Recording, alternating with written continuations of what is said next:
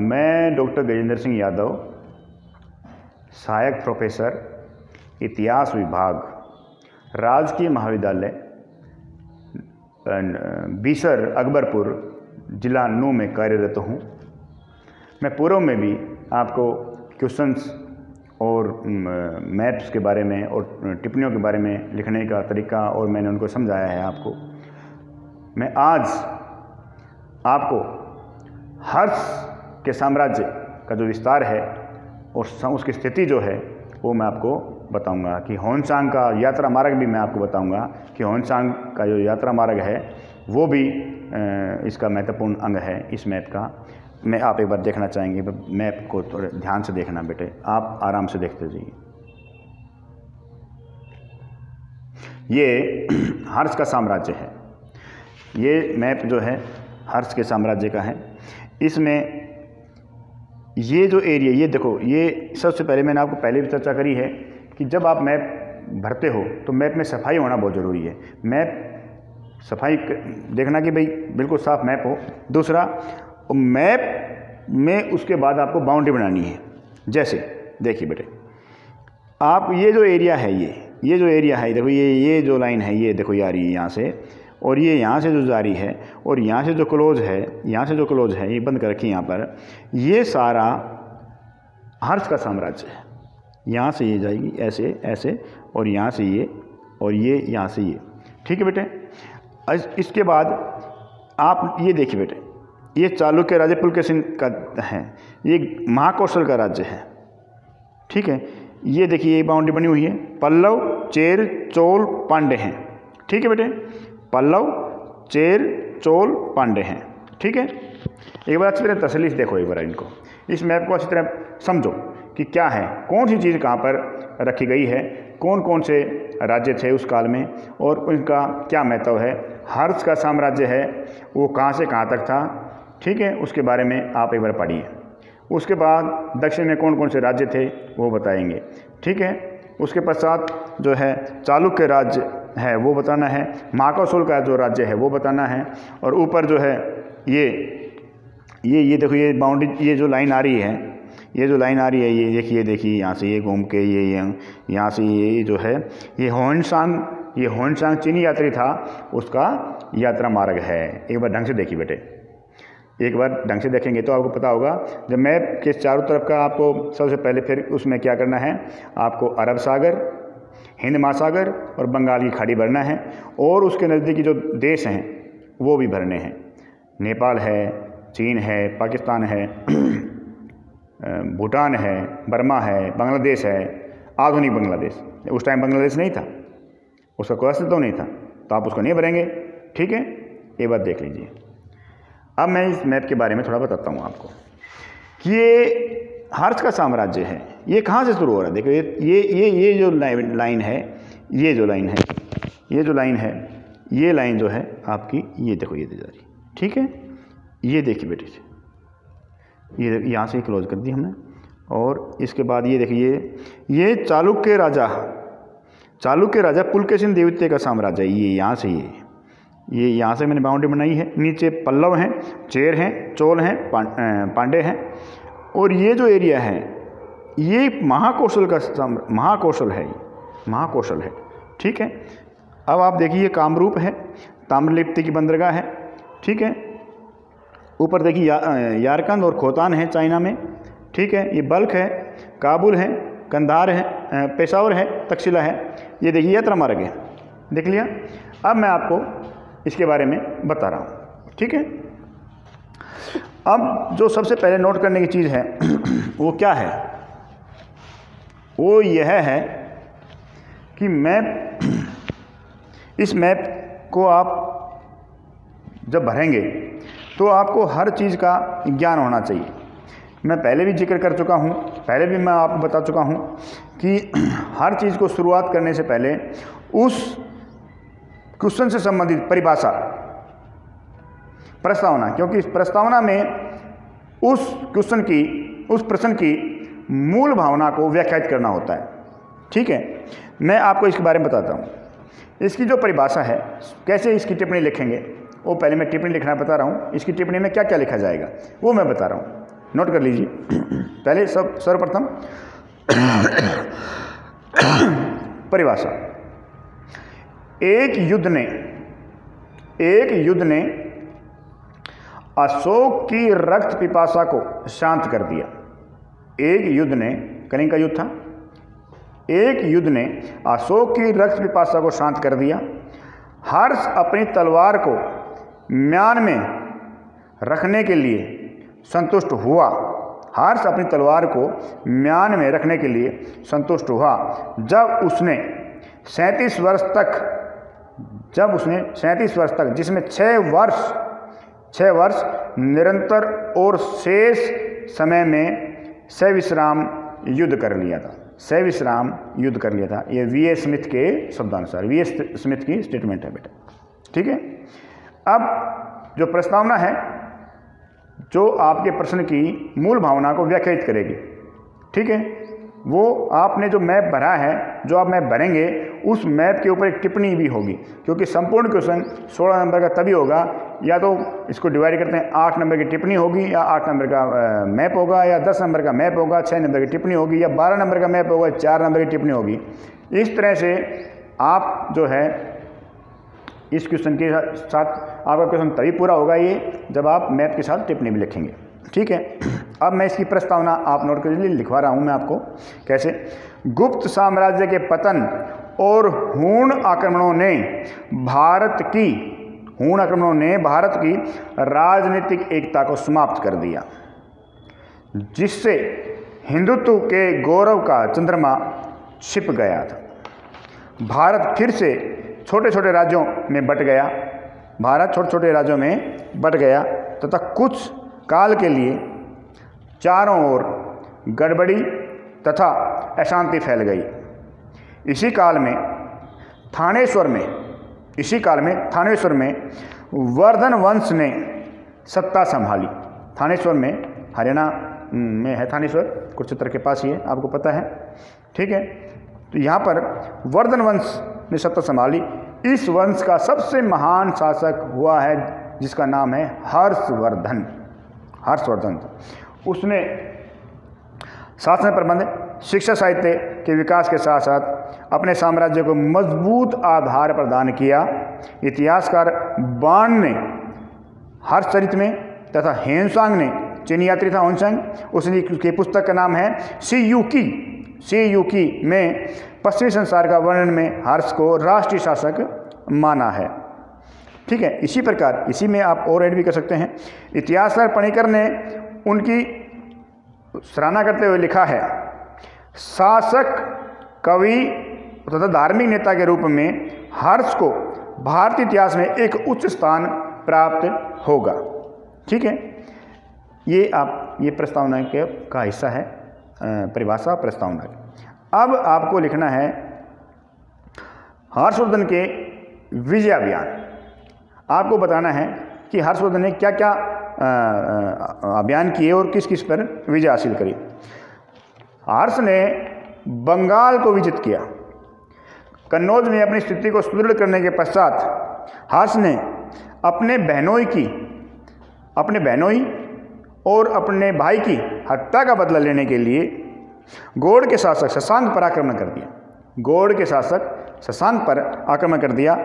हर्षचरित तथा आर्य मंजूश्री मूल कल्प में हर्ष ने शशांक पर विजय प्राप्त की तथा मार्ग में पड़ने वाले अन्य राजाओं को भी अपना अधीनस्थ बनाया। बंगाल की विजय के दौरान उसने शशांक को पराजित किया और जो रास्ते में पड़ने वाले थे उन सभी राज्यों को अपने अधीनस्थ बनाया और अपने भाई तथा अपने बहनोई की हत्या का बदला लिया।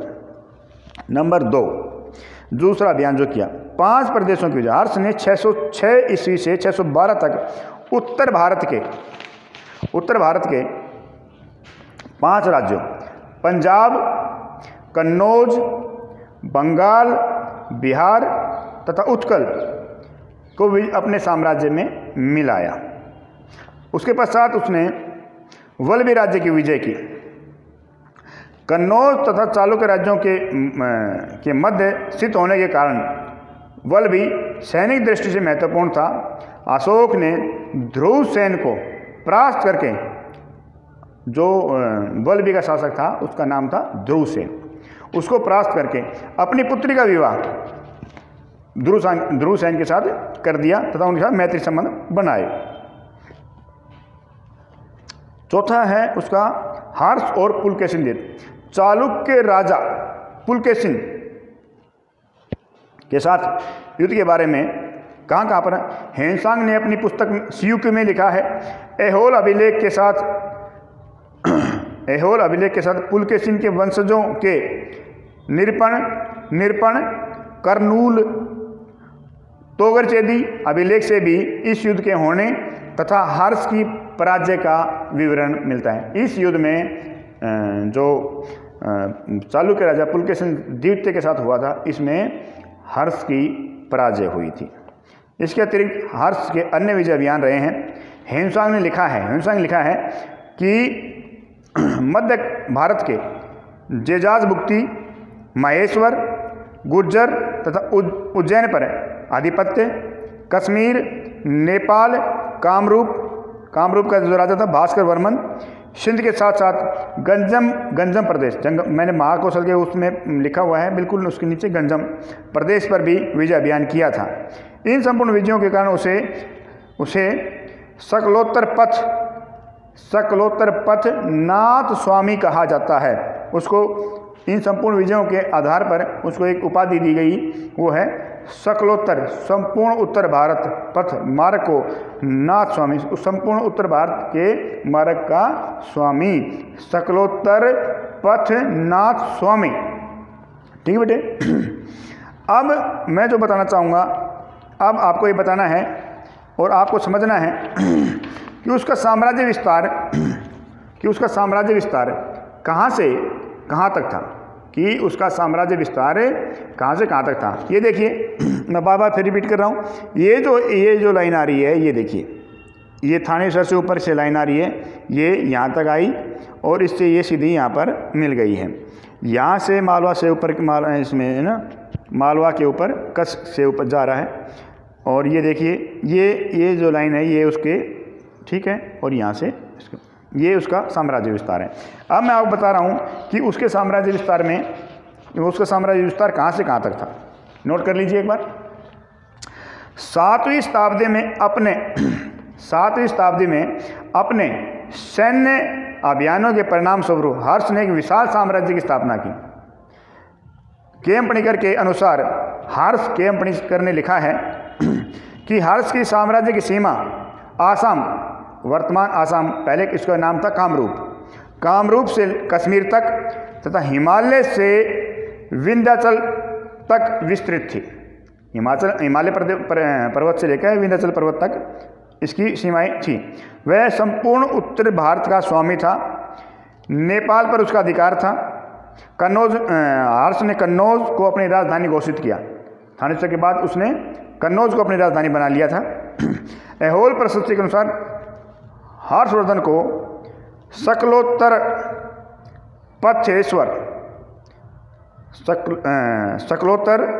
पथेश्वर भी, यानी कि तक्षशिला से श्रावस्ती तक के क्षेत्र का मालिक सकलोत्तर पथेश्वर, पहले मैंने बताया था आपको सकलोत्तर पथ नाथ स्वामी, अब दूसरा है सकलोत्तर पथेश्वर, यानी कि तक्षशिला से श्रावस्ती तक के क्षेत्र का मालिक। ठीक है।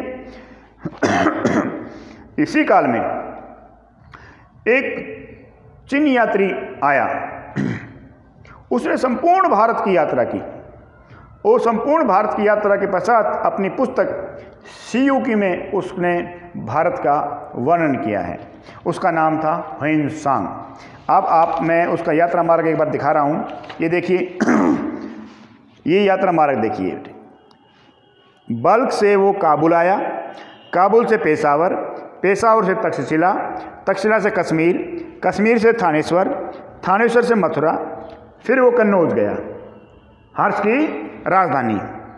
उसके पश्चात प्रयाग गया है, फिर अयोध्या गया है, फिर वो श्रावस्ती गया है, फिर वो कपिलवस्तु गया है, कुशीनगर, कुशीनगर के बाद जो है पाटलिपुत्र गया है, पाटलिपुत्र के बाद गया गया है, गया, और फिर राजगृह, फिर वह नालंदा गया है, नालंदा के बाद वो सीधा यहाँ कामरूप की सीमा तक पहुँचा है, और उसके पश्चात ये नवद्वीप आया है, ताम्रलिप्ति की बंदरगाह पर पहुँचा है, ताम्रलिप्ति की बंदरगाह से यहाँ से कलिंग होता हुआ कांचीपुरम गया है, ये देखिए कांचीपुरम, और कांचीपुरम से यह वापस मुड़ा है वातापी, वातापी के बाद अजंता गया है, अजंता के बाद उज्जैन गया है, उज्जैन के बाद ये गया है खजुराहो, सांची, खजुराहो,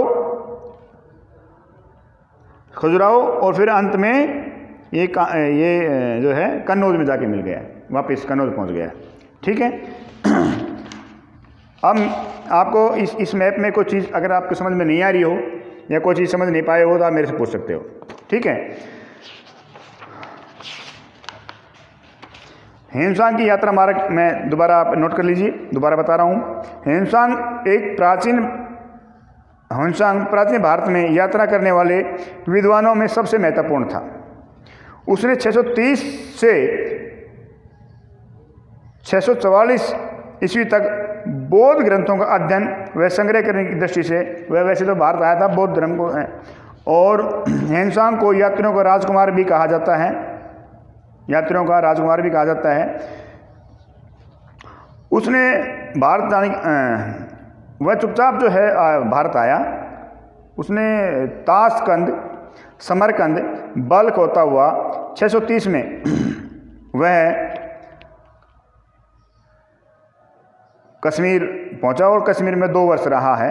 तत्पश्चात पंजाब, कपिलवस्तु, बनारस, कुशीनगर की यात्रा की। उसने नालंदा विश्वविद्यालय में अध्ययन किया। कामरूप के शासक कुमार तथा हर्ष ने उसे आमंत्रित भी किया। वह दक्षिण भारत तथा पश्चिमी घाट के प्रदेशों में गया। उदित नाम राजा ने उसे वापस जाने पर सीमा तक उसके अंगरक्षक का कार्य किया था। एक चीज़ नोट कर लीजिए, बहुत इंपॉर्टेंट है। उदित नामक राजा ने उसे वापस जाने पर सीमा तक उसके अंगरक्षक का कार्य किया था। पामीर एवं खोतान होता हुआ वह 645 ईस्वी में अपने देश वापस लौटा। हेमसांग ने भारत का विवरण मैं पहले बता रहा हूँ, CU की नामक अपनी पुस्तक में दिया है। अब आपको ये सब चीज़ें लिखने के पश्चात आपने बता दिया कि उसने ये विजय अभियान के पहले आपने बताया कि भाई परिभाषा ये है, प्रस्तावना ये है, उसके विजय अभियान बताया आपने, पहले बंगाल का, फिर 5 प्रदेशों की विजय बताई आपने, फिर उसके पश्चात आपने वल्लभी राज्य की विजय बताई, फिर हर्ष और पुलकेशिन द्वितीय का युद्ध बताया, और फिर उसने आपने अन्य विजय जो की उसने हर्ष ने वो बताया आपने। उसके पश्चात जो है आपने हर्षवर्धन का साम्राज्य विस्तार कहाँ से लेकर कहाँ तक था उसका वर्णन कर दिया। अब उसके बाद आपने हेमसांग का यात्रा मार्ग भी बता दिया है कि कहाँ से कहाँ तक रहा और वो उसने कौन सी किताब लिखी, सब बारे में आपने बता दिया है। अब जो है मैं एक बार हेमसांग की यात्रा मार्ग को पुनः एक बार बताना चाहूँगा आपको। ये मैप में भी कुछ साथ शुरू है।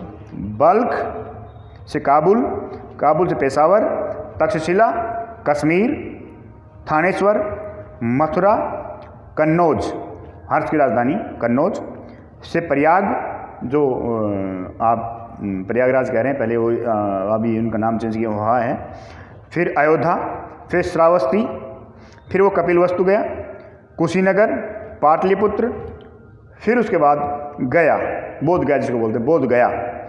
उसके पश्चात राजगृह गया। नालंदा में उसने अध्ययन किया, नालंदा विश्वविद्यालय में वो उसने पढ़ाई करी, और कामरूप के राजा कुमार के कहने पर वो वहाँ तक गया। उसके बाद नवद्वीप आया, फिर वो ताम्रलिप्ति की बंदरगाह पर गया, और वहाँ से कलिंग होते हुए वह कांचीपुरम तक पहुँचा। कांचीपुरम में दक्षिण भारत का ज्ञान उसने प्राप्त किया, अध्ययन किया उसने। उसके बाद वातापी आया, अजंता आया, अजंता के बाद उज्जैन, खजुराहो, और फिर वो लास्ट में कन्नौज होता हुआ वापस अपने देश चला गया। अब ये सब चीज़ लिखने के पश्चात आप लिखेंगे निष्कर्ष, कि निष्कर्ष क्या है। इसमें निष्कर्ष में आपको क्या लिखना है वो बता देता हूँ। हर्षवर्धन 7वीं शताब्दी की भारतीय राजनीति का श्रेष्ठतम नायक था। लिखिए, हर्षवर्धन 7वीं शताब्दी की भारतीय राजनीति का श्रेष्ठतम नायक था। एक कुशल योद्धा, साम्राज्य निर्माता, प्रशासक, लोक कल्याणकारी और विद्यानुरागी शासक के रूप में सभी उसकी प्रशंसा करते हैं। आर.पी. त्रिपाठी ने उसकी तुलना अशोक, समुद्रगुप्त तथा अकबर से की है। अनेक विद्वान उसे अंतिम हिंदू सम्राट तथा साम्राज्य निर्माता मानते हैं। ठीक बेटे, अब उसके बाद आपको लिखनी है अंतिम एंडिंग टाइम या समाप्ति की परिभाषा। आर.के. मुखर्जी के शब्दानुसार हर्ष ने उत्तरी भारत के सर्वोच्च सम्राट की गौरवपूर्ण पदवी प्राप्त की। हर्ष ने उत्तरी भारत के सर्वोच्च सम्राट की गौरवपूर्ण पदवी प्राप्त की। फिर एक बार इस मैप को मैं आपको दिखा रहा हूँ, एक बार देख लीजिए। बिल्कुल साफ़ सुथरा मैप बनाना है आपने, बहुत तरीके से बनाना है, बड़े तरीके से लिखना है, और ताकि आप सफलता प्राप्त कर सकें। ठीक है, आपको अच्छे नंबर आएँ। आज आप ये मेरी शुभकामना है। और आपका हिस्ट्री में ज्ञानवर्धन हो आपका हिस्ट्री, इतिहास में आप लोग जो है क्योंकि इतिहास में हर कॉम्पिटिटिव एग्ज़ाम में इतिहास से संबंधित क्वेश्चन बहुत आते हैं। और मैप के बारे में जो आपको जानकारी होनी चाहिए कि भारत में कौन से शासक का साम्राज्य कहाँ सकता है, इससे आपको और आगे बढ़ने के रास्ते मिलेंगे और आप जो है एक सफल विद्यार्थी के तौर पर अच्छे मार्क्स के साथ जो है आप लोग आगे बढ़ेंगे। और इसी के साथ आपका बहुत बहुत धन्यवाद जो आपने बड़े प्यार से और ध्यान से सुना है। Thank you.